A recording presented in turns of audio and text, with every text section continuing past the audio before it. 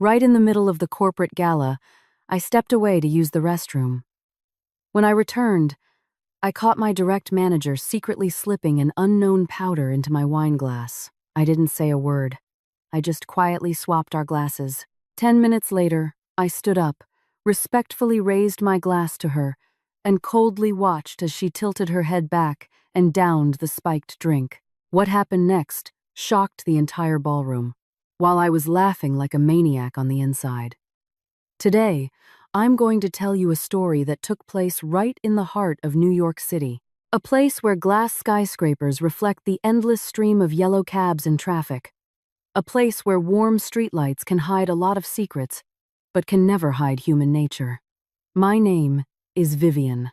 That night was the company's victory gala for securing the new Hudson Yards commercial development project. The total contract value was $80 million. That number was enough to keep the entire acquisitions department burning the midnight oil for 3 months, and the person who directly closed that deal was me. We were at a 5-star hotel right in Midtown Manhattan. Crystal chandeliers rained light down on the banquet tables, making it as bright as day. Red wine swirled in glasses, and the sound of toasts echoed endlessly. "Vivian, you really pulled off a massive win this time, Henry," our managing director said, patting my shoulder. "Mentally prepare yourself, you're stepping up to project director next month." I smiled, raising my glass in return. I looked calm on the outside, but inside, a storm was brewing. 3 years ago, I walked into this firm with nothing but a bachelor's degree and a beat-up suitcase. 3 years later, I was about to touch a position that many people only dreamed of. But amidst the glittering lights, there was a gaze as cold as a needle constantly tracking me. Lauren. She was my direct supervisor, someone who had helped me quite a bit in ways I would never forget. Lauren wore a burgundy evening gown, her hair in an elegant updo, her lips painted a bold crimson. She was laughing and chatting with Preston, our executive vice president, but her eyes kept darting in my direction. 3 years ago, we joined the company in the same cohort. I threw myself into the work, while she rapidly climbed into a management role. I wasn't naive. I understood that in this Wall Street-adjacent environment, being good at your job wasn't enough. 3 months ago, my boyfriend, Michael, suddenly broke up with me. 2 weeks later, he publicly attended an internal company mixer with Lauren. I didn't make a scene. I just stayed silent. But silence doesn't mean forgetting. That night, as the jazz band's music swelled louder, I excused myself to the restroom. My heels clicked against the marble floor, each step sharp and clear. I stood in front of the mirror, staring at my perfectly made-up face. "Stay calm, Vivian," I told myself. After washing my hands, I stepped back out into the hallway, and in that exact moment, everything shifted. Through a decorative mirror angled near the corner of the wall, I saw Lauren standing by our table. She glanced around before quickly pulling a small packet from her designer clutch, a white powder. She dumped it straight into my wine glass. I stood dead in my tracks. My heart pounded, my ears rang. Lauren used a tiny cocktail stirrer to mix it. The powder dissolved instantly into the Cabernet. She placed the glass exactly where it had been and sat down like nothing had happened. I shrank back into the shadows, my mind racing with a single question. What is she trying to do? If I drink that, what will happen to me in the middle of a crowded ballroom? I could have rushed out and screamed, but I had no proof. The security cameras probably couldn't catch that angle clearly. And more importantly, I didn't want to tip my hand just yet. I took 3 deep breaths and stepped out, keeping my usual polite smile plastered on my face. I detoured past a waiter's tray and grabbed a fresh glass of red wine. As I reached the table, I accidentally bumped into Lauren's arm. "Oh, I'm so sorry, Lauren," I said, quickly grabbing a napkin and leaning over to help her wipe her dress. In that split second, I swapped the positions of our 2 glasses. Fast, clean, unnoticed. Lauren looked at me, momentarily startled, but when she saw me holding the other glass, which was actually the one she had just sipped from, she let out a subtle sigh of relief. She thought I had taken the bait. 10 minutes later, I stood up and raised my glass. I want to propose a special toast to Lauren for guiding me through all this time. The whole table applauded. Lauren couldn't refuse. In front of all the executives, she raised her glass, the spiked one. I looked dead into her eyes. "To your health," I said. "To your promotion?" Lauren smiled. She tilted her head back and drank it all. I only took a tiny sip. 3 minutes. 5 minutes. 10 minutes. At first, Lauren was still smiling and chatting, but then her voice grew abnormally loud. Her gestures became sloppy and exaggerated. Her eyes glazed over. "Preston, I'm so hot!" Lauren slurred, tugging at her collar. The atmosphere at the table froze. She stood up abruptly, spouting absolute nonsense, her face flushed red, hands trembling. Then, she suddenly lunged at Preston, grabbing his jacket in front of everyone. "Don't stop that," Preston said, peeling her hands off, his face turning pale. The entire ballroom erupted into murmurs. Henry stood up and shouted for someone to call 911. Lauren collapsed to the floor, her body lightly convulsing, babbling incoherent sentences. I sat perfectly still, the wine glass in my hand ice cold. A female co-worker whispered next to me, "Vivian, what's wrong with Lauren?" I shook my head slightly. "I have no idea. Maybe there was something wrong with the wine." My words were just enough to plant a seed of doubt. The paramedics arrived, and Lauren was wheeled out on a stretcher under the shocked gazes of the entire firm. The gala dissolved into chaos. When I stepped out of the hotel, the chilly New York night wind hit my face, waking me up. My phone buzzed. An anonymous text message from an unknown number. Swapped the glasses pretty fast. I froze. "Who saw it?" Before I could reply, the message disappeared. That night, I returned to my apartment in Brooklyn, standing by the floor-to-ceiling window looking down at the stream of headlights. I didn't feel triumphant. I only felt a strange sensation, a mix of relief and deep unease. The next morning, the company launched an internal HR investigation.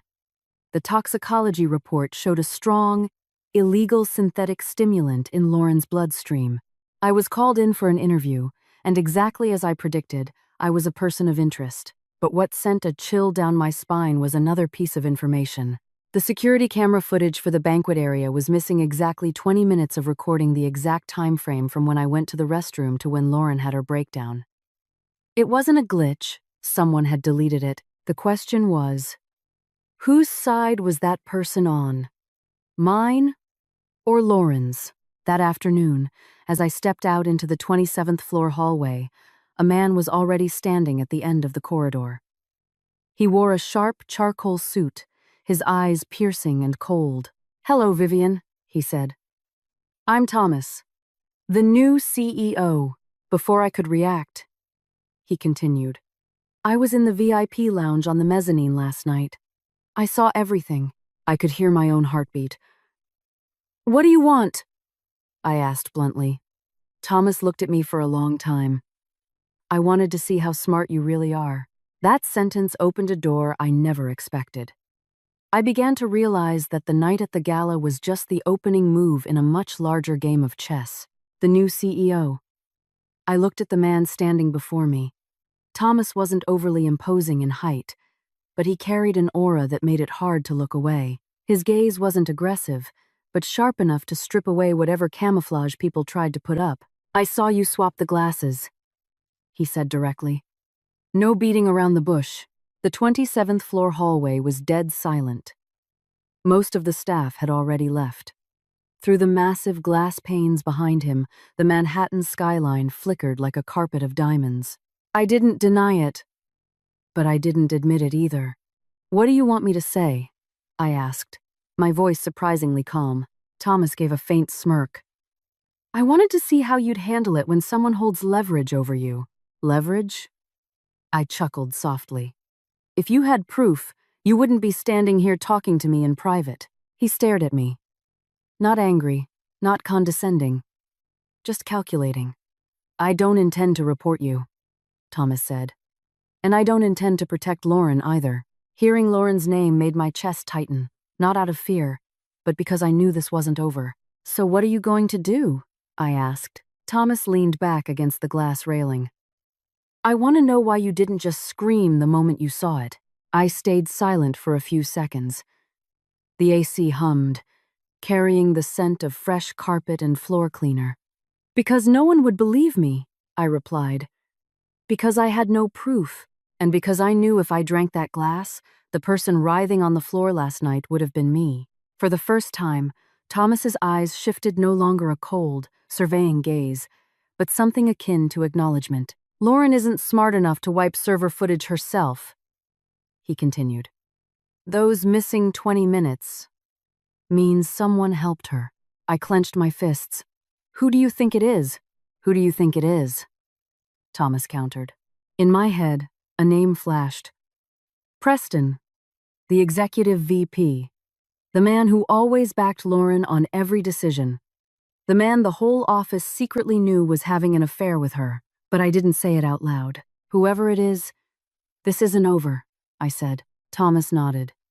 Exactly. And starting tomorrow, you're going to have a target on your back. Am I scaring you? He looked straight at me.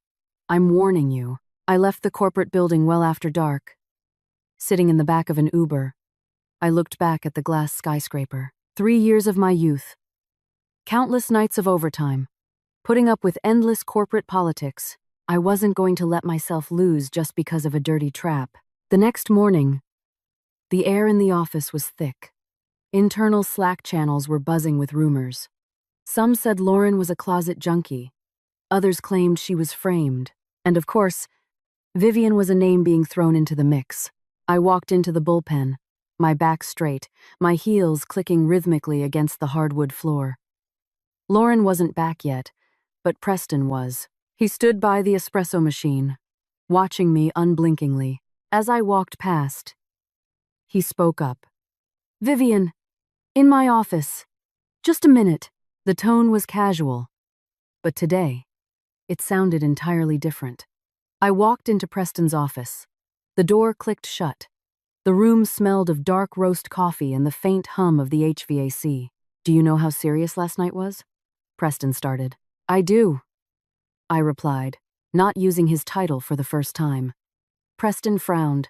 I get that you're stressed, but remember Lauren is your superior, he said. She's the person who put something in my drink. I stared him down.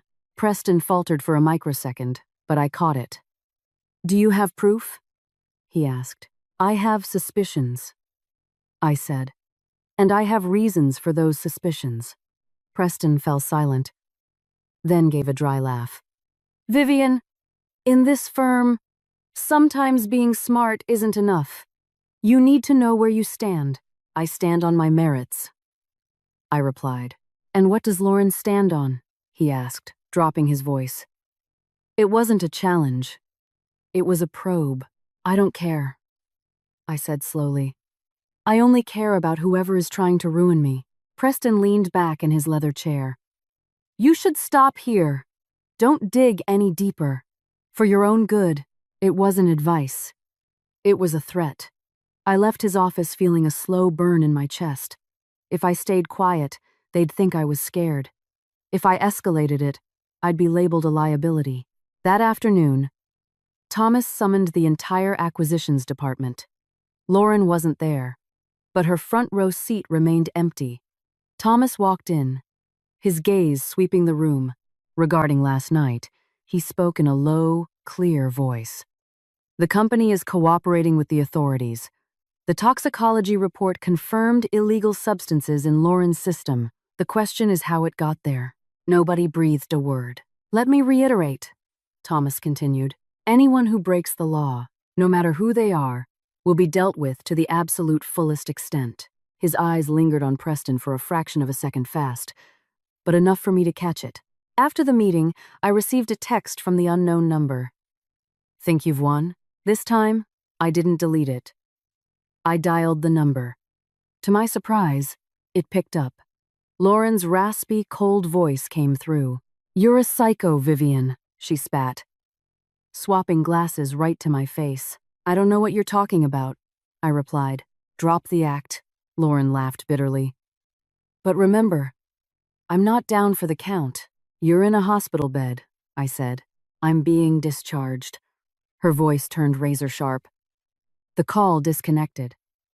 I stood in the middle of the office, feeling like a pawn on a chessboard where all the pieces were moving at once.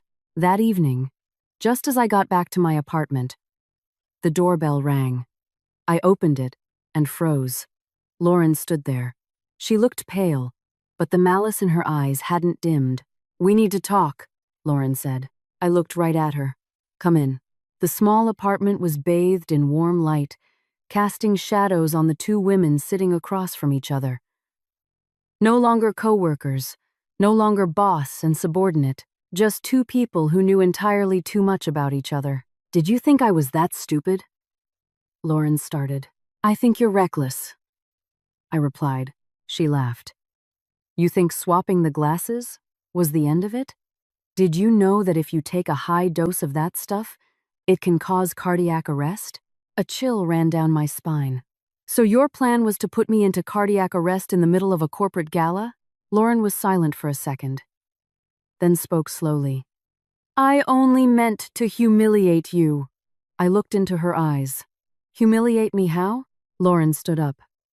"You climbed the ladder too fast, Vivian. Too fast for people's comfort, because I earned it," I said. Lauren leaned in close to my face. "Not just because of that. What do you mean?" She smiled. "Why do you think the new CEO took such a sudden interest in you on his very first night?" I stood frozen. Lauren stared at me for a few more seconds before turning on her heel and leaving my apartment. The door clicked shut. Her question echoed in my mind. Why did Thomas know everything? Why did the cameras go blind? And why was he paying so much attention to me? I stepped out onto my fire escape. The city beneath me was glowing, but inside me, a different kind of darkness was spreading. This chess game wasn't just about me and Lauren. I was starting to realize the most dangerous player on the board might not be her at all. Lauren's departure left a heavy silence, like a stone pressing on my chest. Her final words played on a loop. "Why do you think the new CEO took such a sudden interest in you?" I sat down on my sofa, staring at the untouched glass of water on the coffee table. My hands were shaking slightly. I had always thought I was the one controlling my narrative, making proactive career moves. But the deeper I got, the more I felt like someone had been watching me for a very long time. I barely slept that night. Every time I closed my eyes, I saw Thomas standing in the 27th floor hallway, his gaze piercing right through me. He wasn't surprised when I swapped the glasses. He said he was in the VIP lounge and saw it all. But why was he exactly there at that exact moment? And why didn't he stop Lauren? The next morning, I arrived at the office earlier than usual. The floor was sparse. I booted up my Mac, but my mind couldn't focus on the financial models on the screen. Around 8:30 a.m., Lauren walked in. She wore a pristine white power suit, her hair pulled back tightly, immaculate makeup hiding her fatigue. She walked past my desk without looking, but I felt the heat of her glare. 10 minutes later, I got a Slack notification. "Vivian, conference room 3. Now." Walking in, I saw Preston already seated. Thomas stood by the window, his back to us.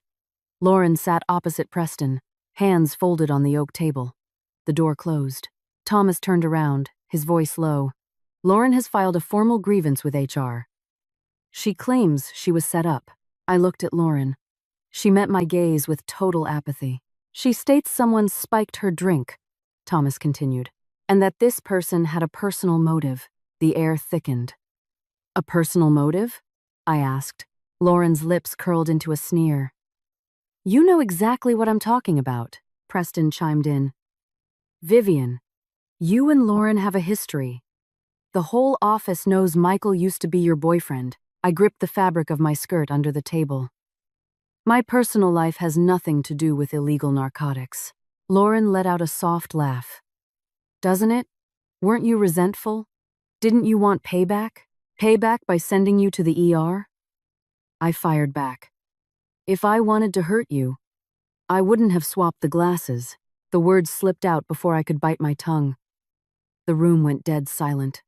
Preston stared at me, wide-eyed. Lauren flinched. Thomas showed no emotion. He simply asked, "What do you mean by that?" I took a deep breath. I mean, if I had malicious intent, I would have just let everything play out exactly as the person who spiked the drink intended. Lauren turned pale. "Are you implying I did it?" "I'm not implying anything." I stared her down. "I'm just wondering how you knew your glass had a problem." A heavy, suffocating silence. Preston slammed his hand on the table. "Enough. This isn't a courtroom for you two to bicker." Thomas raised a hand, silencing Preston. He looked at Lauren. "Do you have any proof you were framed?" Lauren shook her head. "No, but I believe someone wants me out of the picture." "Belief isn't enough," Thomas said. "I need facts." Lauren stood up abruptly. "You're taking her side," Thomas replied slowly. "I take the side of evidence." The meeting ended with the tension strung as tight as piano wire. Walking out, my heart felt like lead. I knew the moment I slipped up and mentioned the swapped glasses, I had stepped deeper into the quicksand. At lunch, I was eating a quick salad at my desk when Michael appeared. I hadn't spoken to him in 3 months. He looked thinner, his eyes avoiding mine. "Viv, can we talk?" he asked, quietly. I put my fork down. "What do you want?" Michael glanced around nervously and pulled me toward the elevator bank. "Lauren is furious.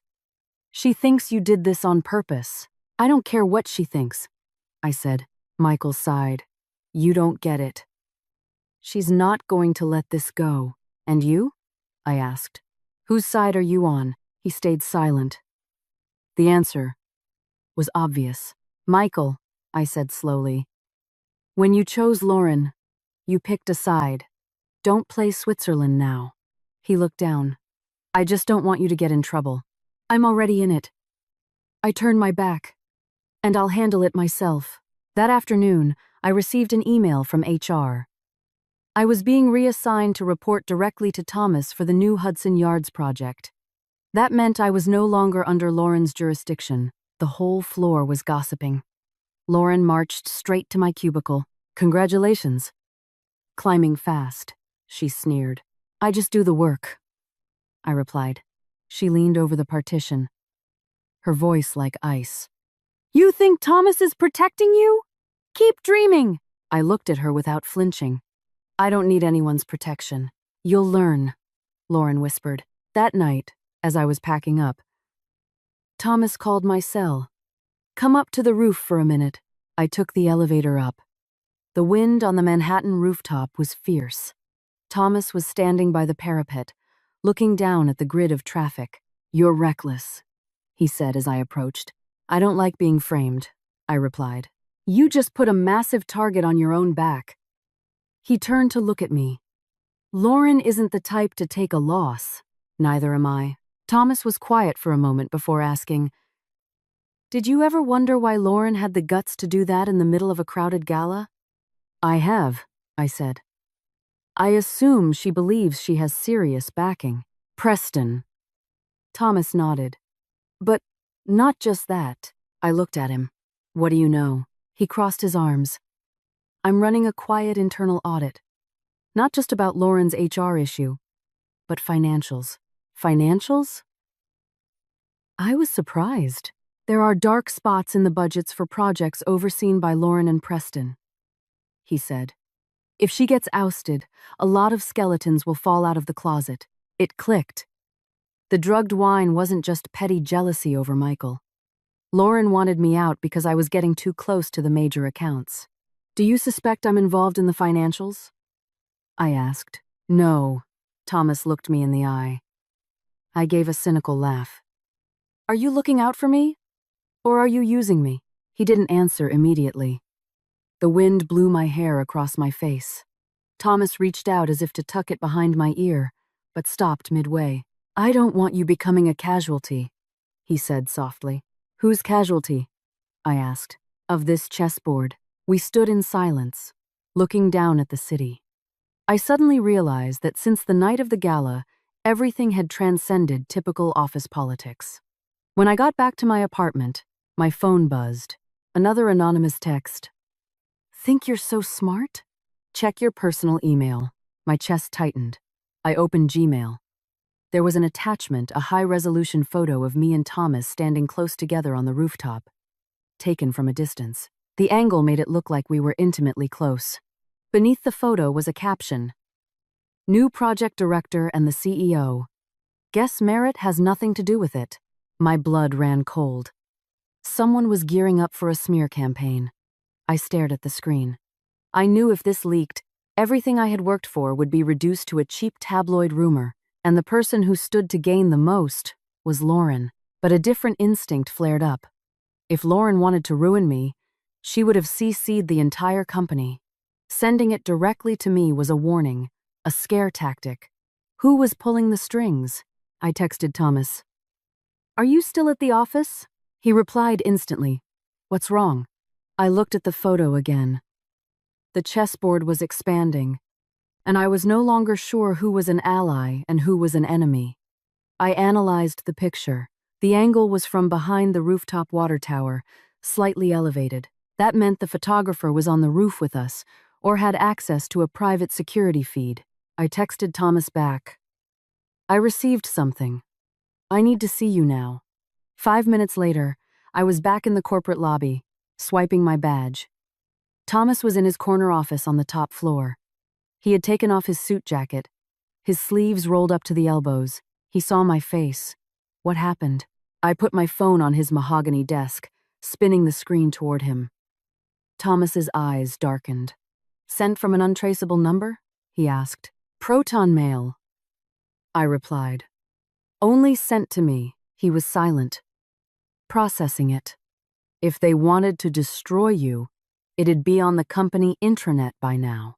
"So what is this?" "A stress test," Thomas said. "To see if you'll crack, or to test my reaction." "Who do you suspect?" He opened a drawer and pulled out a thin manila folder. 3 days ago, I had the IT forensics team sweep the internal camera grid. An admin account accessed the rooftop feed illegally tonight. "Preston?" "No." Thomas shook his head. "The account belonged to IT." I froze. "You mean there's a third party involved?" "Nobody operates in a vacuum here," Thomas said. "Lauren might be impulsive, but deleting footage, taking surveillance shots, using burner emails, that takes infrastructure." I sat in the leather chair opposite him, my mind spinning. "So, what do they want?" "They want you terrified," Thomas said. "They want you to resign." I laughed, a dry, bitter sound. "I don't fold that easily." Thomas studied me, his voice dropping an octave. "Vivian, from this moment on, every step you take has to be calculated. Do not be alone with me for too long." I paused. "You're afraid of the rumors." "I don't give a damn about rumors," he said fiercely. "I care that you could be collateral damage." I didn't know why those words made my heart skip a beat. Maybe because, for the longest time, no one had prioritized my well-being in this cutthroat city. "Thank you," I said softly. He didn't reply, just looked away as if afraid his eyes would betray too much. The next morning, the whispers began. The photo hadn't leaked widely, but in the break room, I caught snippets. "See? Vivian got promoted so fast for a reason. The new CEO definitely has a favorite." I walked in, and the chatter died instantly. Lauren was by the window, holding a Yeti tumbler. She gave me a challenging look. "Busy bee," Lauren said. "Up to the executive floor every morning." "I'm reporting on the project," I said smoothly. "What kind of project requires late-night private reports?" She smirked. I didn't react. I knew feeding the troll only made it stronger. Lauren took a step closer, dropping her voice. "You should remember that in corporate America, optics matter more than competence." "I remember," I replied, "since you've always used optics to climb your way up." Lauren's face hardened, but she didn't blow up. She just gave a hollow, lifeless smile. That afternoon, a sudden memo went out. The Hudson Yards project deliverables were moved up by a full week. A brutal, artificial crunch. I knew exactly who was applying the pressure. I stayed at the office until almost 10 p.m. When I finally walked out, the bullpen was a ghost town. My cell phone rang. It was my mother, calling from upstate New York. "How are you doing, sweetie?" "You sound so busy." Her comforting voice came through. I leaned against the hallway wall, a wave of exhaustion washing over me. "I'm okay, Mom." "Don't work yourself to the bone. Health is what matters," she scolded gently. "And don't let those city folks push you around." My throat tightened. "I know, Mom. If something's wrong, tell me," she pressed. "You're all alone down there. I worry." I looked down at the polished floor, seeing my own tired reflection. "I can handle it, Mom. Don't worry." Hanging up, I took a deep breath. I couldn't collapse. Not now. When I got down to the parking garage, Michael was standing by my car. "We need to talk," he said. "I'm exhausted." I unlocked the door. "Lauren is drafting a formal complaint to the board of directors," Michael spoke fast. "She's officially accusing you of corporate sabotage." I gave a cynical laugh. "Are you playing her knight in shining armor? Or are you trying to help me? I just don't want this to blow up," Michael pleaded. "If you just apologize, she might drop it." "Apologize for something I didn't do?" Michael fell silent, a flash of guilt in his eyes. "Michael," I said, spacing my words out. "You know exactly who spiked my drink that night." He flinched. I can't be sure." "You are sure," I said. "And you're still standing beside her." Michael looked at his shoes. "I owe her. I don't owe anybody." I pulled the car door open, and I refused to kneel just because someone is threatening me. I drove through the Lincoln Tunnel, my mind racing. If Lauren escalated this to the board, an external investigation would happen. My slip-up about swapping glasses would be weaponized against me. I got home, booted up my laptop, and began drafting a meticulously detailed sworn statement of the gala. Every timestamp, every location, every detail. I couldn't let them control the narrative. Around midnight, my phone rang. It was Thomas. "Are you asleep?" "No, I just got word," he said. "They've reached out to a legacy board member. They're going to apply institutional pressure." "I figured," I said. "Are you scared?" I was quiet for a moment. "Yes, but I'm not backing down." I heard him exhale softly over the line. "Good." The sound of wind rushed through his microphone. "Where are you?" I asked. "On the roof." I looked out my window at the illuminated Manhattan skyline. "Do you ever think you made the wrong choice?" "About what?" "Choosing to stand with me." He was silent for a long time. "I don't stand with anyone. I stand with what's right." "And what if doing what's right costs you the CEO title?" "Titles can be regained," Thomas said. "Integrity can't." Those words settled the chaos in my chest. The next morning, an email was blasted to the entire company. Lauren had formally requested an inquiry by the board of directors into my malicious conduct. The office was in an uproar. I walked straight into Thomas's office. He looked at me. "Ready?" "Always," I said. He nodded. "The tribunal is in 3 days." 3 days. 3 days for them to fabricate evidence. 3 days for me to brace myself. Walking out of his office, I saw Lauren at the end of the hall. She looked at me, her eyes screaming. "The games have just begun." I stared right back. The gala was just the prologue. Now, it wasn't just a catfight between two managers. It was a war between truth and the invisible hands, trying to bury it. And I knew. If I fell now, I would never get back up. The 3 days leading up to the tribunal felt like a suffocating marathon. The entire corporate headquarters was tense. Everyone pretended to be slammed with work, but the voyeuristic glances were impossible to hide. Lauren didn't hide at all. She showed up to the office every day, dressed to the nines, terrifyingly calm. Occasionally, she'd loudly complain about workplace ethics and defending her professional reputation. She was meticulously crafting her victim narrative. On the second afternoon, I received a summons from General Counsel, demanding a comprehensive incident report regarding the gala. I already had it prepared. My report was nearly 10 pages long. It documented every detail I could recall. I didn't hide the fact that I swapped the glasses, but I explicitly stated why. I stated I suspected my drink was tampered with and didn't want to cause public hysteria without concrete proof. Writing those words, my hands shook slightly. I knew admitting to the swap was a double-edged sword, but if I lied and a shred of evidence surfaced, I'd be terminated for cause immediately. That evening, I was staying late to review the Hudson Yards financial models. A knock at my cubicle. Preston walked in. "Still grinding?" he asked. "I have deadlines," I said curtly. Preston pulled up a chair. "Vivian, I'm going to shoot straight with you. You're walking into a buzzsaw." I'm defending myself. "Lauren is willing to take this further than you can imagine," Preston said smoothly. "If this reaches the legacy board members, nobody can protect you. Not even Thomas." "Is that a threat?" He shook his head. "It's advice." I looked him dead in the eye. "You were at that table. You saw what Lauren did." Preston said nothing. "You also know the server footage was wiped," I pressed. "And you have executive clearance." Preston chuckled, a dry, grating sound.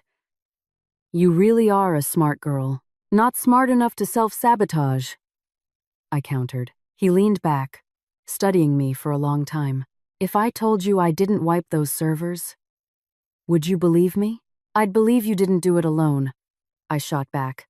Preston paused, then stood up. "Vivian, there are currents in this building you don't understand. Stop digging. I'm going to hit the bottom," I said. Preston looked at me one last time, a mix of anger and pity in his eyes. "Then, you're on your own." He walked out, leaving my heart pounding against my ribs. I knew I had just poked a bear much larger than a jealous supervisor. The morning of the tribunal, I wore a simple charcoal blazer and minimal makeup. I wanted to look exactly like what I was, an employee fighting for her livelihood. The top-floor boardroom was packed. Thomas sat at the head of the table.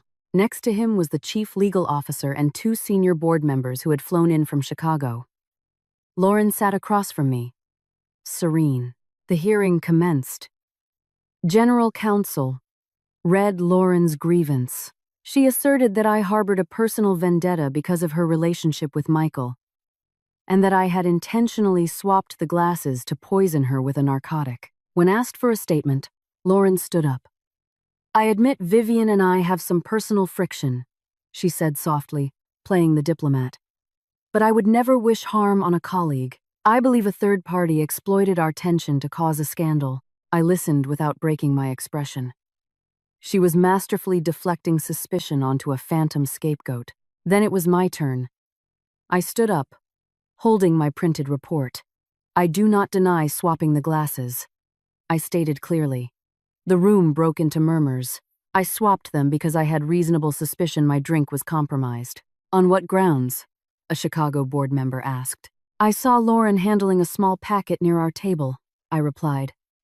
"I couldn't verify its contents, but I wasn't willing to risk my safety." Lauren shot up. "That is defamation!" "I didn't say what you put in it." I turned to her. "I said I was suspicious." Thomas raised a hand for order. "Do you have evidence?" the CLO asked. "I don't have video," I said. "But I have this." I unlocked my phone and cast the screen to the boardroom monitor. The anonymous text swapped the glasses pretty fast. The room went dead silent. "I received this immediately upon leaving the venue," I said. "Someone saw me, and they were watching." Thomas looked at the IT director present. "Can we trace it?" "Spoofed VoIP number." The IT head shook his head. "Untraceable," Lauren scoffed. "An anonymous text proves nothing." That night, the surveillance footage for the banquet area was wiped for exactly 20 minutes. I continued. If I was the mastermind trying to poison my boss, I wouldn't need to wipe the cameras to hide her actions. That sentence hung heavy over the room. Thomas spoke up. "IT Forensics has confirmed unauthorized admin access to the servers. An active investigation is underway." Preston sat perfectly still, but I could see a bead of sweat forming at his temple. The tribunal lasted nearly 3 hours. Ultimately, The board decided to reserve judgment, pending a deeper forensic audit. Lauren was placed on paid administrative leave. And while I kept my job, I was placed under strict supervisory review. As Lauren packed her briefcase, she glared at me. "You're not done yet," she hissed. "Neither am I," I replied. That afternoon, back at my desk, exhaustion hit me like a freight train, but a fraction of the weight had lifted. I wasn't fired. Thomas walked over after the floor cleared out. "You did well," he said. "I just told the truth." He looked at me deeply. "It takes guts to tell the truth when it could cost you everything." "I don't want to live looking over my shoulder," I said. Thomas lingered. "Go home early tonight." "Rest." I nodded. On my drive back to Brooklyn, my phone rang. An unknown New York number. "Is this Vivian?" An older man's voice asked. "I'm Quincy. I was an old friend of your father's." My heart skipped a beat. "My father passed away 10 years ago," I said. "I know." Quincy's voice was gravelly. "But there are things concerning your family, and they tie directly into the firm you're working for." I gripped the steering wheel tight. "We need to meet," he said. After I hung up, I sat in my parked car for a long time, from a spiked glass of wine to a corporate tribunal, and now a man claiming to know my dead father. The pieces were connecting into a terrifying web. I looked up at the Manhattan skyline. The city was glowing. But inside me, a new storm was brewing. This war was no longer just about my career. I barely slept. "I was an old friend of your father's." The words echoed in my skull. My dad had died when I was in high school. My memories of him were of a quiet man who worked long hours, patted my head before bed, and smoked silently on the porch. My mom never talked much about his career, only that he was an executive who abruptly quit, got sick, and passed away. I thought it was just a tragic, simple story. But now, amidst a corporate scandal, an old friend appears saying my family is tied to my firm. There are no coincidences in New York. The next morning, I texted Uncle Quinn to meet at a quiet diner in Queens, far from the office. I didn't tell anyone, not even Thomas. Quincy was already in a booth. He looked to be in his late 60s, gray hair, wearing a simple flannel shirt. When I walked up, he stared at me for a long time. "You have your father's eyes," he said gruffly. I slid into the booth, trying to keep my composure. "You said you knew him. We worked on a major development project together." Quincy nodded. "Almost 20 years ago." I waited. "That project was later acquired by the conglomerate you work for now," he said slowly. "Did you know that?" I shook my head. "No." He sighed heavily. "He didn't want you to know. He was afraid you'd get dragged into the old bad blood." My chest tightened. "Why?" "Because you're already in it." He looked at me gravely. "I hear things. I heard what happened at the gala. Somebody mentioned your father's name." I flinched. "Who?" "Preston," Quincy said flatly. I felt a chill freeze my blood. "You were there?" "I was invited as a legacy contractor," he replied. "I overheard Preston telling Lauren that you were his daughter, and you couldn't be allowed to climb the ladder." My hands shook under the table. "Who is his?" "Your father." Quincy looked me in the eye. "Your dad was partners with the founder of your firm. A massive deal went south, and they severed ties completely." "How did it go south?" "A lot of money vanished," Quincy said. "Everyone pinned it on your dad." I stared at him. "But he didn't say anything to defend himself?" "He never explained," Quincy sighed. "He just took the hit and walked away." A surge of anger and grief swelled inside me. My father wasn't greedy. He might have been flawed, maybe naive, but he wasn't an embezzler. "Do you believe he didn't do it?" I asked. Quincy looked at me like he was reading my mind. "I believe he didn't, but some people didn't care about the truth." Preston was just a junior analyst back then," Quincy said. "But he was the founder's lapdog." I remembered Preston's cold eyes in the boardroom. His warnings. So the feud between me and Lauren was just the tip of the iceberg. I left the diner with my mind in a knot. Driving back into Manhattan, I couldn't stop thinking, if my dad was the scapegoat, does my sudden rise to project director terrify the people who set him up? That afternoon, I marched straight to Thomas's office and knocked. He saw my face and instantly knew something had shifted. "What is it?" "I need to ask you something," I said. "Ask." "My father used to work with this conglomerate, didn't he?" Thomas paused, but didn't look away. "Yes. A massive amount of money went missing." I pushed. "And they blamed him." Thomas looked at me for a long time. "Who told you?" "Quincy. An old friend of his." Thomas exhaled slowly. "That happened before I took the CEO seat. But I've seen the archives. Do you believe my father stole it?" I demanded. He didn't answer immediately. "I believe every story has two sides. I'm not asking for a PR answer, Thomas. I'm asking you." Thomas stood up and walked around the desk to face me. "I don't have proof he took the money, but I don't have proof he didn't." I fell silent. I turned away, a bitter disappointment flooding me. "So to you, I'm just a liability carrying the last name of an embezzler." "Vivian," Thomas called out, "I don't judge you by your father's past, but everyone else does," I replied. I told him what Quincy had heard, about Preston mentioning me at the gala, wanting to keep me down. Thomas's eyes darkened. "If that's true, the spiked drink was just phase one." "Phase one of what?" "Pushing you out of the firm," he said. "Before you find out too much." I shivered. "About what?" "The legacy projects," he replied. "The missing money." I collapsed into a chair, my head spinning. Me being assigned the Hudson Yards project meant I would have high-level access to historical financial models. "Preston has legacy access," Thomas mused aloud. "If he's terrified of a skeleton being unearthed, he'd want you gone. By using Lauren?" "Highly probable," he said. I looked up at him. "Are you on my side?" The question slipped out before I could filter it. Thomas looked down at me, his eyes unfathomable. "I'm on the side of the truth. And what if the truth damages the conglomerate? Then the conglomerate will have to bleed," he said slowly. I didn't know how much to trust him, but he wasn't backing down. That night, when I returned to my apartment, a manila envelope was shoved under my door. No return address. I tore it open. Inside was a photocopy of a 20-year-old corporate contract. At the bottom was my father's signature.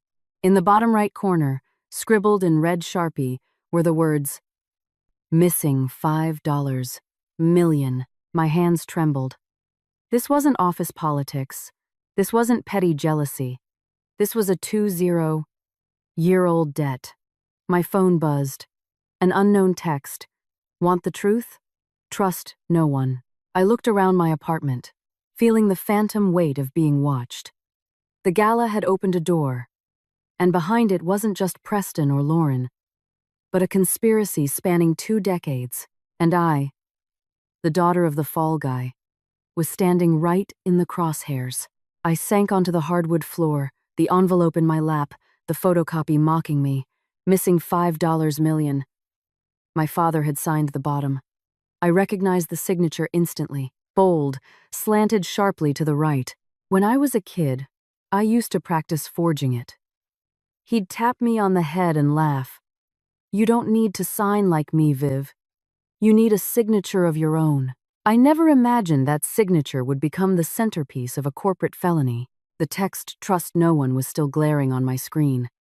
I stood up, triple-locked my deadbolt, and took the papers into my bedroom. I scanned everything into an encrypted cloud folder. If they wanted to scare me, it was working. But fear doesn't mean surrender. The next morning, I didn't go to the office right away. I called my mom. "Mom, can I ask you something?" "What's wrong, honey?" "Back in the day, who did Dad do business with? Was there a fallout over money?" The line went dead silent for a suffocating 5 seconds. "Why are you asking this?" "I just need to know." I kept my voice steady. Someone brought up his past. My mom sighed, a sound of deep, old exhaustion. "Your father partnered with a friend. There was a misunderstanding. They said money went missing, but your father never defended himself. Why? He said even if he explained it, no one would believe him. She replied. So he chose silence. My heart broke. Did you believe him, Mom? Your father could be a failure, she said with fierce conviction. But he was never a thief. I know it. I hung up with a lump in my throat. If he didn't take it, where did the $5 million go? I arrived at the office late. The atmosphere was incredibly tense. Lauren was still suspended, but Preston was operating at full throttle. He stood in the bullpen, loudly discussing transparency and corporate restructuring. When he saw me, he stopped. Vivian. My office. I followed him in. The door shut. He tossed a file onto his desk. Do you know what this is? I looked down. It was the original 20-year-old contract. Where did you get this? I demanded. Corporate archives, Preston said. Are you taking a sudden interest in your father's legacy? I said nothing. Preston leaned back. I'm going to give you a piece of advice. Don't go digging up graves. Some things are buried for a reason. Why? I challenged. Because it won't end well for you. Or the company. Or for you? I shot back. Preston's eyes narrowed. You suspect me. I suspect everyone, I said.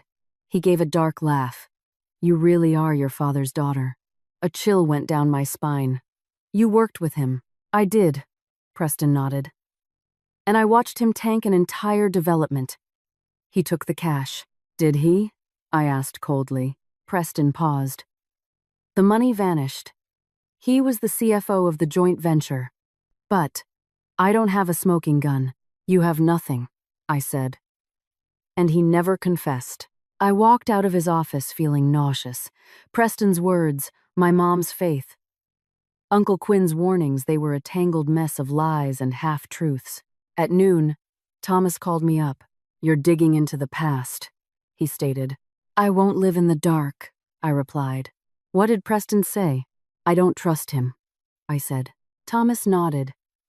I've ordered forensic accounting to reopen the old archives.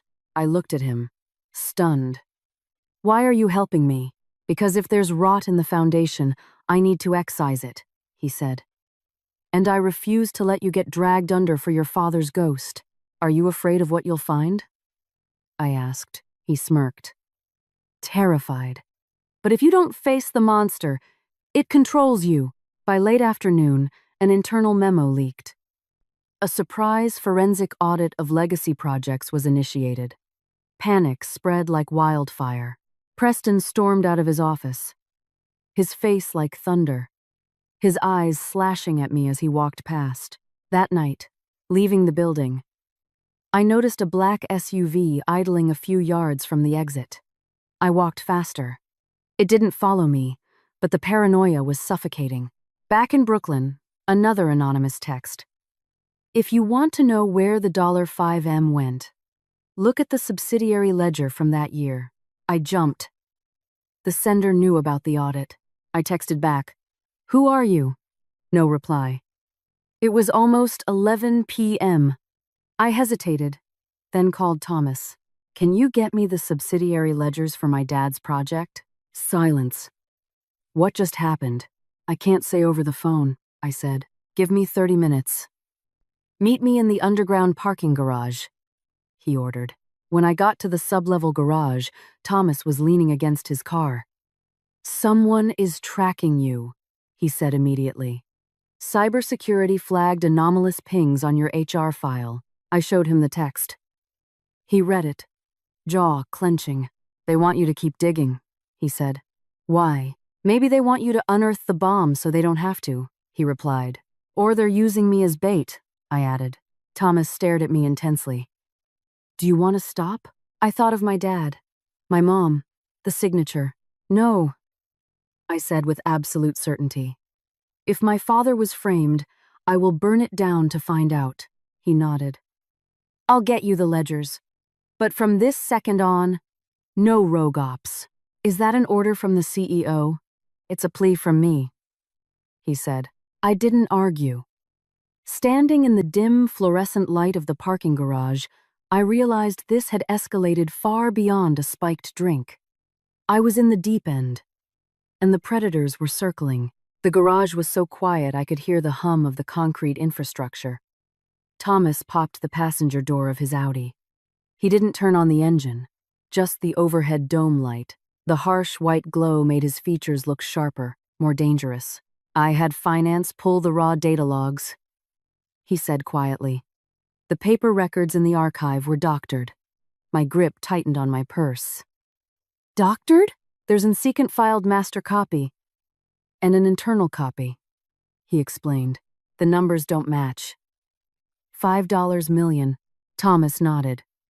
In the internal files, the shortfall is written off as an unforeseen market contingency.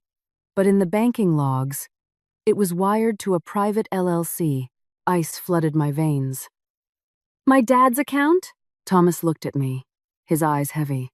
No, I exhaled sharply. Then whose? He handed me a folded printout. The wire transfer listed a shell company. Below it was the managing director of that LLC, Preston. The ambient noise of the garage faded into a vacuum. That's impossible, I muttered. At the time, Preston was the financial liaison, Thomas said slowly. He had proxy signatory power. I remembered Quincy's words. Preston was the founder's lapdog. My dad was the CFO, but he didn't personally execute every wire. If the money went to an LLC managed by Preston, why did my dad take the fall? I demanded. Because the internal records were falsified, Thomas said, and the person who falsified them had supreme executive override. I stared at him. You mean the founder?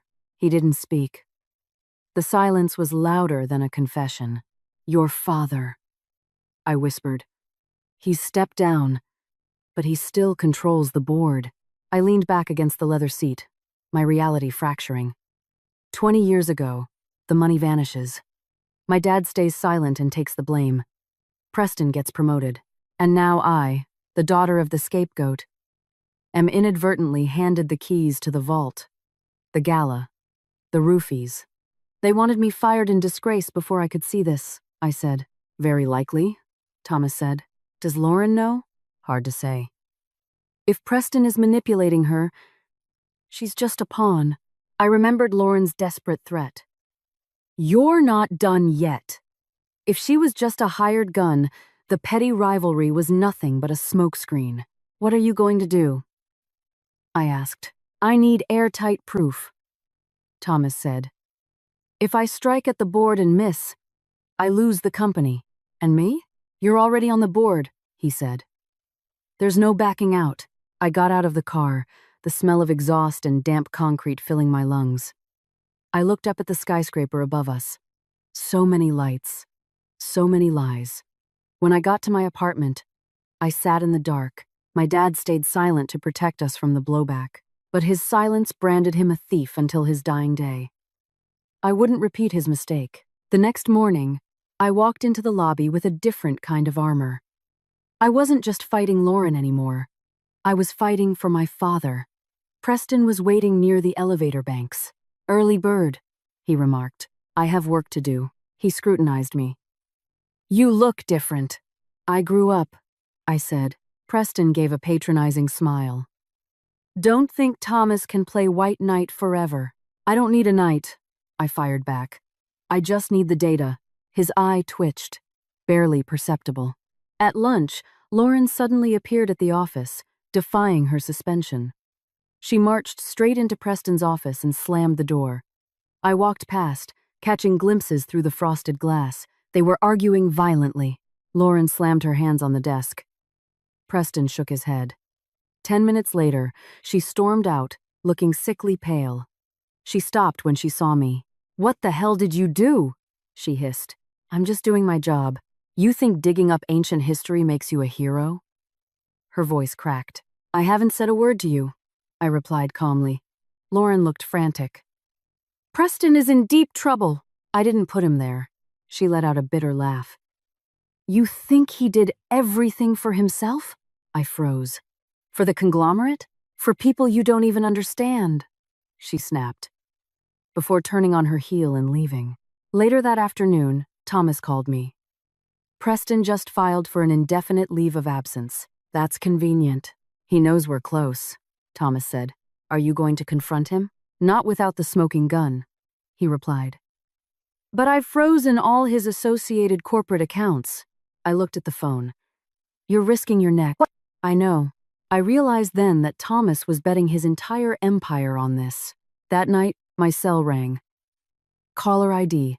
Preston. I hesitated, then picked up. Do you want the truth? He asked bluntly. Always. Then meet me. Alone. His voice was gravel.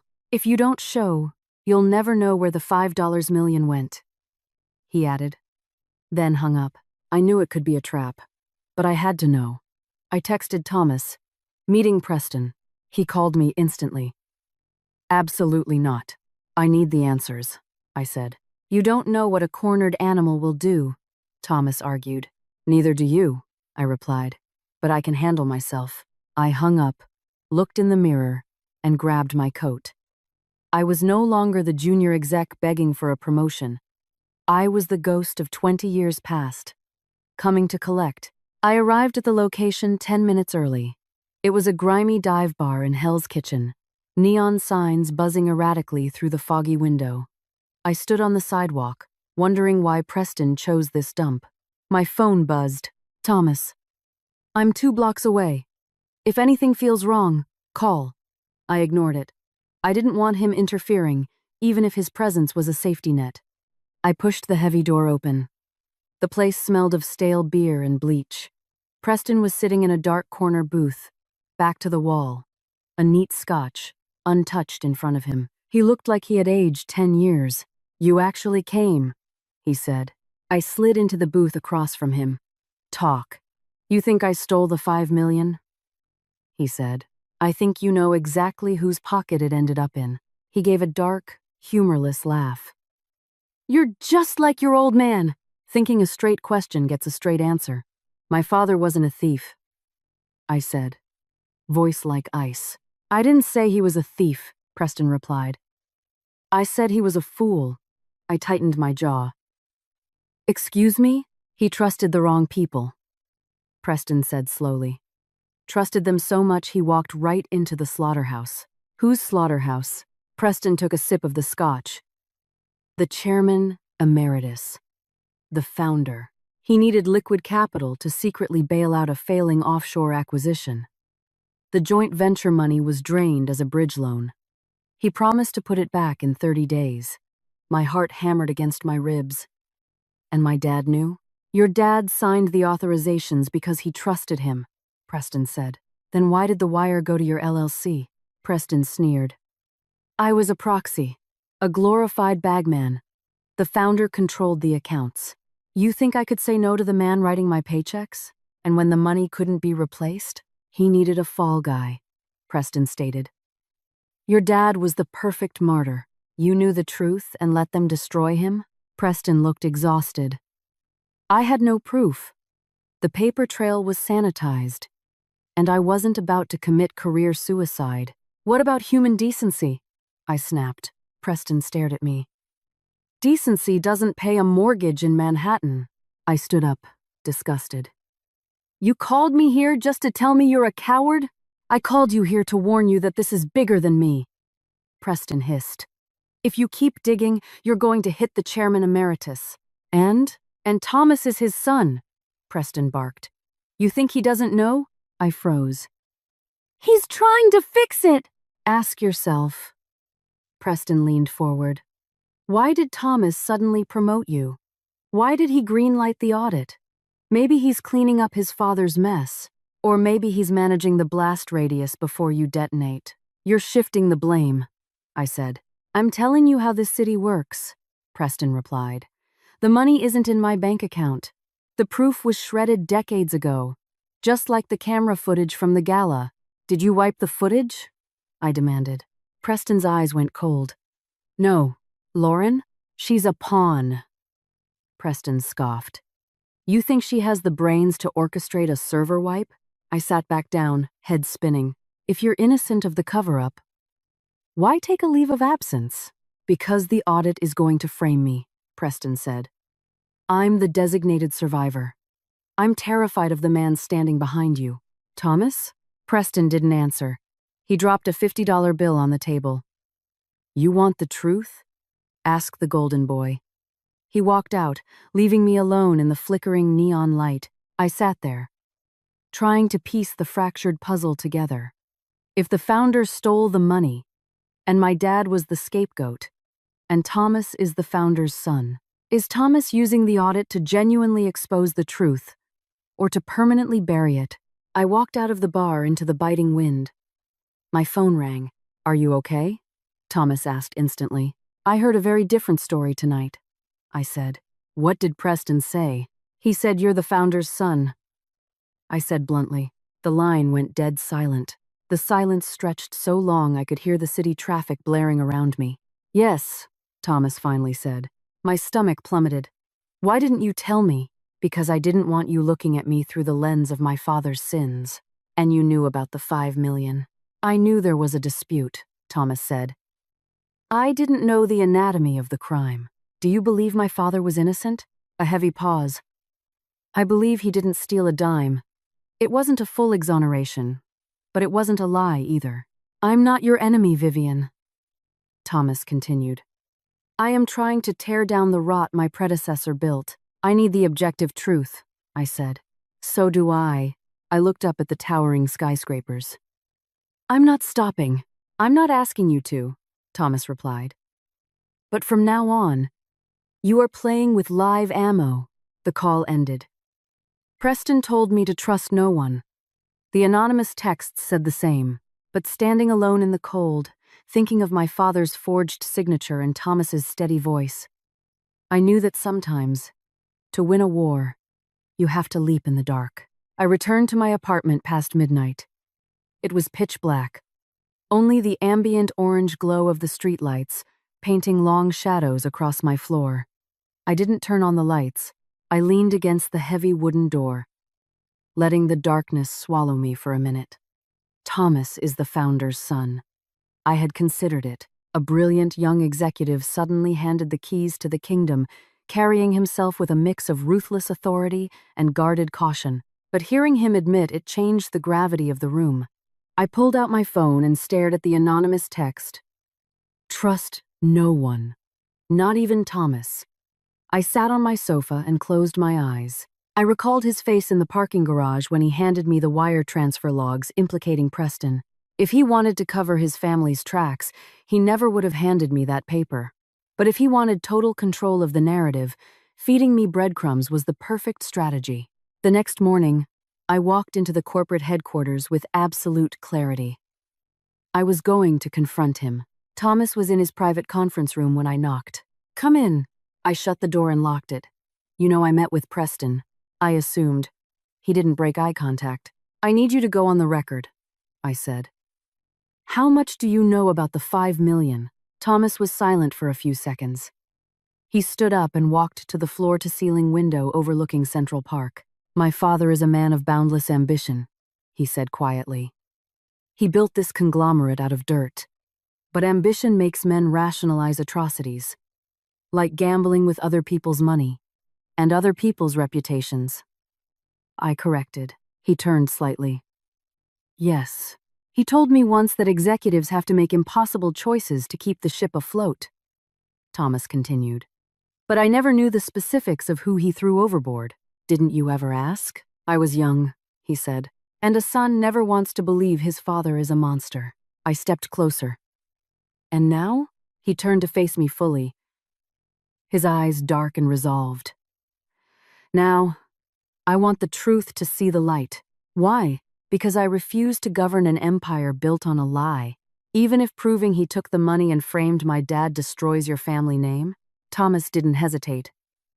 I will publish the findings, even if it crashes the stock, even if it ruins me. His voice didn't shake. I didn't know how much of it to believe, but his conviction was palpable. Preston said you're just doing damage control before I blow the whistle, I said. Thomas gave a hollow laugh. If I wanted damage control, I would have fired you with severance 3 months ago. That stopped me.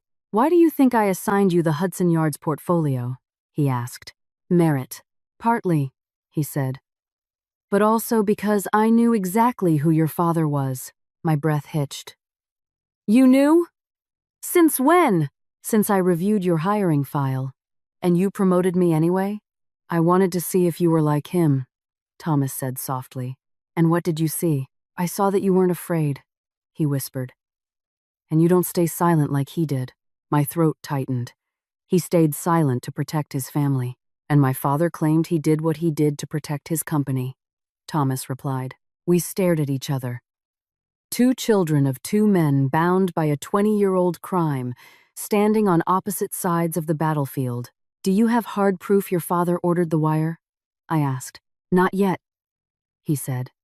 But I've ordered a complete declassification of the offshore banking records. He still has loyalists on the board. They know what I'm doing. That's why this has to be surgical. Suddenly, someone pounded on the glass door. Lauren burst in, looking frantic. We need to talk. She didn't even look at me. We're in a meeting, Thomas said coldly. This involves you, Lauren snapped. And her. I didn't move. Lauren finally turned to me. What the hell do you think you're doing? Do you know that if you leak this, the conglomerate will face federal indictments? I just want the truth, I said. The truth doesn't pay the salaries of 5,000 employees, she yelled. But a cover-up does? Lauren looked at me. A terrifying mix of rage and genuine fear in her eyes. You don't get it. Preston isn't the only one implicated. Half the Legacy board members signed off on it. You knew? I asked. She bit her lip. I heard Preston talking to the chairman emeritus. The chairman doesn't want this dug up. He's terrified of a shareholder revolt. So he knew, I stated. Lauren nodded slightly. The money was diverted to save an acquisition. I didn't know the details. I just wanted to climb the ladder. And you decided to use me as a stepping stone. Lauren gave a pathetic, broken laugh. I thought you were just an ambitious overachiever. I had no idea you were the ghost of Christmas past. I didn't either, I said. Lauren looked defeated. I don't have the stomach to fight the board. But if you do, I won't stand in your way. Do you have any proof? I asked. She shook her head. Just hearsay. She turned to leave. The old guard is moving to shut the audit down, Thomas. You need to brace yourself. As she left, Thomas's phone rang. He looked at the caller ID, and the color drained from his face. When? He asked the phone. I watched his pulse jump. He hung up. The board just filed an injunction to halt the forensic audit, he said. Why? Citing fiduciary risk to the corporation's public standing. I laughed bitterly. They're terrified. Yes. Are you going to stop? Thomas looked at me, his jaw set in stone. No. I knew in that second, the Cold War was over. This wasn't about the $5 million anymore. It was a generational war. And Thomas and I, carrying the heavy legacies of our fathers, were walking straight into the hurricane. The board filed an injunction to halt the audit. Thomas's words sliced through the air like a guillotine. I searched his eyes for any sign of capitulation, any hint that the heir to the throne was going to fold. But there was none. His gaze wasn't that of a cautious CEO. It was the look of a man who had crossed the Rubicon. Did they call you directly? I asked. The chairman emeritus did, he replied. My father. I paused. He knows you're exhuming the past. He always knows, Thomas said slowly. Nothing moves in this building without his shadow. I stepped closer. What did he say? He said some things belong in the dark. And that I am destroying the house he built. I gave a cynical smile. A house built on someone else's grave. Thomas didn't argue. So what's the play? I asked. He walked back to his desk. I ordered IT and legal to hard copy and sequester all the data we've pulled so far. They can legally pause the official audit, but they cannot unsee what we've already extracted. Does Preston know? Probably, Thomas said. His leave of absence. is just him seeking asylum. But he still has votes. I look down at the chaotic Manhattan traffic. Do you ever think I'm the reason this whole thing went nuclear? Thomas came up beside me. You aren't the cause, Vivian. You're just the catalyst. I didn't want to burn the building down. But you lit the match, he replied, his words caught in my throat. I thought of my mom, her quiet tears on the phone. If this blew up publicly, the conglomerate would bleed. But my father's name would be dragged through the mud again before it was cleared. Would she survive that media circus? That afternoon, I got a text from Uncle Quinn.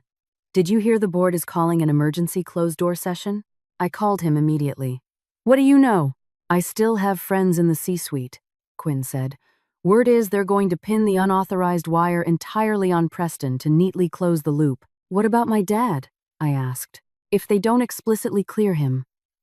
The stigma remains forever, Quinn said. I gripped the phone. What should I do?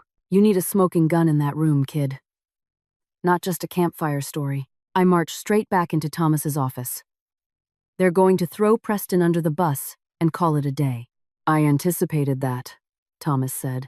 Are you going to let them? If Preston executed the wire, he's legally culpable, he replied. But he was acting on your father's orders. Thomas fell silent. Are you willing to put your father under federal cross-examination? I demanded. Pain flashed in his eyes. He was a son, but he was also the CEO. He had to choose. I don't want to turn this into a public patricide on Wall Street, Thomas said softly, but if you stay quiet. My father dies a thief in the history books. He looked at me, torn. Give me time. I nodded, but I knew time was the one currency we were out of. That night Lauren called me. Where are you? My apartment. I'm coming over. She arrived wearing sweatpants and no makeup, looking like a shell of the untouchable executive she used to be. I want to end this, she said as she sat down. So do I replied. But the truth has to come out. Lauren looked at me. Do you honestly think you win if you take down the chairman emeritus? I don't care about winning. I care about clearing my dad's name. Lauren put her head in her hands. I spoke to Preston. He admitted the chairman ordered it. The chairman didn't want the shareholders to panic over a bad quarter, so he cannibalized the joint venture fund. Then why didn't you whistleblow? Because I'm not suicidal, she cried. I just wanted to make VP. I looked at her. I didn't see an enemy anymore. I just saw a woman trapped between her greed and her terror. Do you have anything tangible? I asked. Lauren shook her head. Just ghosts. She stood up to leave. I don't have the spine to fight the board. But if you're going to jump, I won't pull you back. After she left, my phone buzzed. It was Thomas. I've made a decision. I called him. What are you doing? I'm going to present the reopened files at the emergency board session tomorrow. Defying the injunction. Are you sure? I can't run a Fortune 500 company on a foundation of perjury, he said. I closed my eyes. A massive weight shifting in my chest. And your dad? I'm speaking to him tonight. I couldn't imagine what that conversation would be like. A son confronting his father. Not in a living room, but on the precipice of a corporate empire. The next morning, the notice for an emergency board of directors meeting hit the executive inboxes. The top floor was vibrating with anxiety. Preston suddenly reappeared in the building, looking like a cornered wolf. He intercepted me by the elevators. You've gone too far, he hissed. I only went to the places you were terrified of, I said calmly. You don't understand the collateral damage. Preston blocked my path. If the chairman goes down, the stock tanks, and heads will roll. So my father should just bear the cross forever? Preston fell silent. You told me decency doesn't pay a mortgage, I said, stepping past him. But I don't live on your payroll. I walked toward the boardroom. The heavy oak doors were waiting. I didn't know if I was walking into a victory or an execution, but there was no turning back. The heavy oak doors of the boardroom clicked shut behind me. Inside, the air was so dense you could hear the rustle of a single sheet of paper. Thomas stood at the head of the massive mahogany table. Opposite him sat 7 senior members of the board of directors, and occupying the dead center was a man with silver hair and eyes as sharp as cut glass. Richard, the chairman emeritus. Thomas's father. I took a seat in the gallery section against the wall. I wasn't there to speak. I was there to witness. We have convened today to address the reopening of the legacy financial audit. Thomas began, his voice baritone and unyielding, and the unresolved liabilities attached to it. An older board member scoffed. That was 20 years ago. There is zero fiduciary upside to exhuming it. There is the upside of institutional integrity. Thomas countered. Richard didn't say a word. He just stared at his son. Are you attempting to drag family drama into a shareholder proxy? Another member asked. This isn't family drama, Thomas said firmly. This is gross negligence. I glanced at Preston. He sat at the far end, sweating through his custom suit. Who exactly are you accusing? A board member demanded. Thomas didn't flinch. Forensics proved that $5 million was illegally wired to a shell LLC managed by Preston. Preston shot up. I was an authorized proxy. I only executed the signature. Under whose directive? Thomas fired back. Preston clamped his mouth shut. Every eye in the room pivoted to the chairman emeritus. Finally, Richard spoke. His voice was gravelly, carrying the absolute authority of a king. What exactly are you trying to accomplish, Thomas? I am fixing a fatal error, Thomas replied. Do you have a shred of proof that I embezzled capital? Richard challenged. I have proof the capital was diverted to bail out the Chicago acquisition, Thomas said. And I have proof the original project bled out. And I know you let a good man take the fall. I saw Richard's hands tighten into fists on the leather armrests. You are remarkably naive. I am not naive, Thomas said. I am just done lying. The room erupted. If this breaches the SEC, the stock will crater. Thousands of employees will suffer, a director yelled. So we maintain the cover-up and live with the rot? Thomas asked the room. No one answered. I stood up. Excuse me. My voice shook slightly, but it cut through the chaos. Every head turned to me. I am the daughter of the man you scapegoated 20 years ago. The silence was deafening. I am not asking for a payout, I continued, looking directly at Richard. I am only asking for the historical record to be corrected. Richard looked at me, his expression unreadable. What exactly do you want, Miss Davis? I want the original, unredacted banking logs entered into the official corporate minutes, I said, and I want the old tribunal records officially amended. Richard remained silent. You know my father wasn't a thief, I said, my voice steadying. If you believe what you did was for the good of the company, you shouldn't be afraid to put your name on it. The air in the room was suffocating. Preston finally cracked. It's true. The wire was executed via executive directive. I looked at him. I didn't have the authority. Preston admitted, his voice cracking. I just signed the paper. Why didn't you whistleblow then? A board member asked. Because I was terrified, Preston whispered. The reality is brutally simple. Richard finally stood up, buttoning his suit jacket. I did not pocket a single cent. I used that capital as a bridge loan to save the conglomerate from bankruptcy. If I hadn't, none of you would be sitting in these ergonomic chairs right now. But you didn't disclose it, I said. Because Wall Street would have panicked, Richard said coldly. So you let my father carry the stigma of a felon. Richard looked at me for a long, heavy moment. He could have fought me. He trusted you. The silence that followed was agonizing. Thomas spoke up.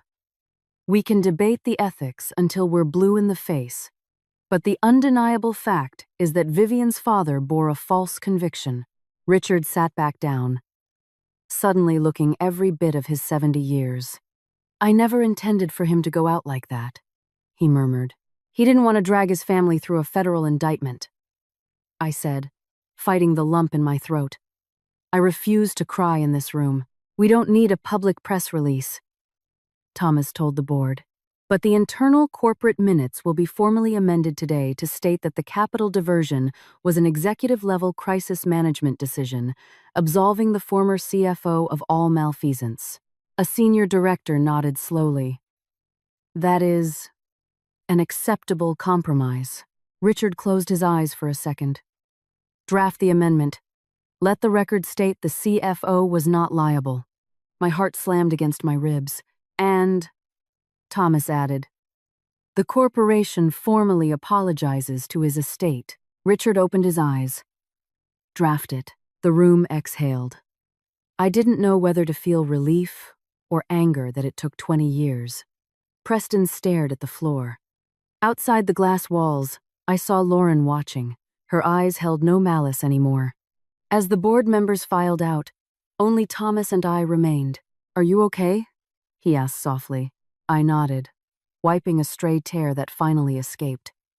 His name is cleared. At least internally. I'll ensure you get a certified copy of the minutes, he said. I looked at him. What about you? He smiled sadly. I just staged a coup against my own father. I stepped toward him. Thank you. No, Thomas shook his head. Thank you for not staying quiet. Through the glass, I saw Richard standing alone by the elevator banks. He looked smaller than before. The greatest sin wasn't moving the money. It was lacking the courage to own it. I took a deep breath. The night of the gala started with a roofie and a wine glass, but it ended with the exorcism of a 2-decade-old ghost. I only had one thing left to do. Call my mom. I went straight back to Brooklyn. My apartment looked exactly the same, but the energy inside me had fundamentally shifted. The suffocating paranoia of being hunted was gone. The agonizing doubt between blind faith and bitter reality was resolved. My father was exonerated. Even if it was just in a sealed corporate ledger, even if it wasn't on the front page of the Wall Street Journal, the official record was clean. His name was no longer synonymous with embezzlement. I sat on the couch and dialed my mom's number. Vivian? She answered. Mom. What is it, sweetie? Dad is cleared, I said, the words tumbling out. Silence on the other end. What did you say? The board opened the old files. They formally admitted the missing money was an executive diversion. Dad had nothing to do with it. I tried to keep my voice steady, but my throat was closing up. My mom didn't say anything. I just heard her breath hitch, followed by a soft, broken sob. For 20 years, she had never defended him publicly. She just held on to her quiet faith. Now, that faith had empirical proof. You did it, she cried softly. Your father. He can rest now. I closed my eyes. For the first time in weeks, I let myself cry. Not out of pain, but absolute, weightless relief. The next morning, I walked into the Manhattan office early. The fluorescent lights buzzed. Interns rushed by with coffee business as usual. But the tectonic plates had shifted. Preston's office was empty. His resignation had been quietly accepted late last night. No dramatic emails, just a brief HR memo about an executive transition. Lauren was back from administrative leave, focusing strictly on her division. She walked past my desk and paused. Congratulations, she said, quietly. I didn't win anything, I replied. Lauren offered a faint, genuine smile. At least you beat yourself. She lingered for a second. I'm sorry. About that night at the gala, I looked at her. The venom was completely gone. Just 2 corporate soldiers who had survived a brutal campaign. I thought if I could knock you off the project, I'd get the VP slot, Lauren admitted. But I almost nuked my own life instead. We all pay the invoice for our choices, I said. She nodded. I'm starting over.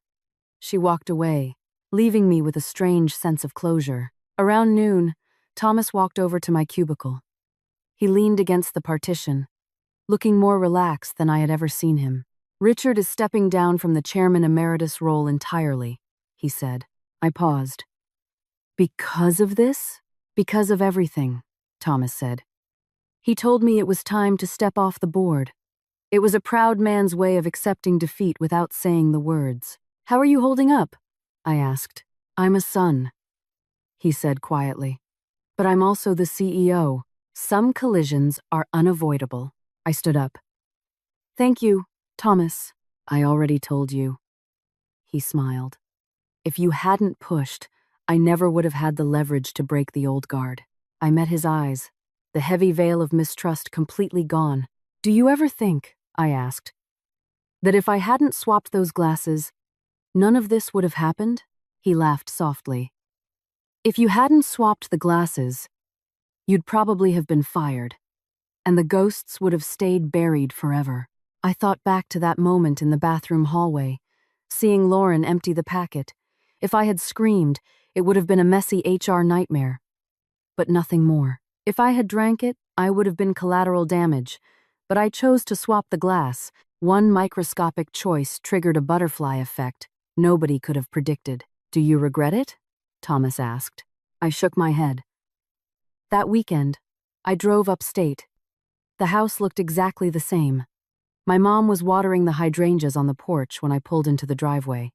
She dropped the hose and hugged me fiercely. After dinner, I took the certified copy of the corporate minutes and placed it on the mantelpiece, right next to the urn and my father's framed photograph. "Dad," I whispered, "I did it. I don't believe in the supernatural, but in that living room, I felt an overwhelming sense of peace." My mom stood behind me, resting a hand on my shoulder. "He's proud of you," she said. I looked at the photo of the quiet man with the gentle smile. "I didn't stay silent like you did," I thought. "But I finally understand why you did it. Sometimes silence is a shield to protect the people you love, but sometimes it's a curse that poisons generations." I drove back down to the city on Sunday. The Hudson Yards project was moving forward. Thomas was settling into his untethered role as CEO, and the firm was stabilizing.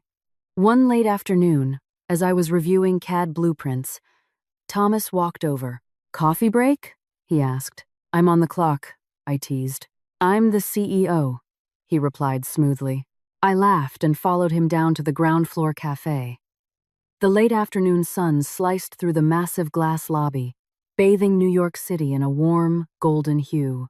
"Are you still mad at me?" Thomas asked as we waited for our espressos. "For what?" "For being the son of the man who ruined your father's reputation." I was quiet for a second. "No," I said. "The sins of the father aren't the burdens of the son. Not if the son is brave enough to fix them."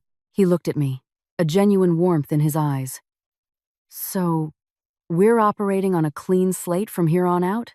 "I always play fair," I smiled. He chuckled. I looked out the window at the endless stream of pedestrians. This whole saga started with a toxic trap in a wine glass, but it ended with the unearthing of a 20-year-old truth. I used to think I was just defending my career from a dirty corporate hit.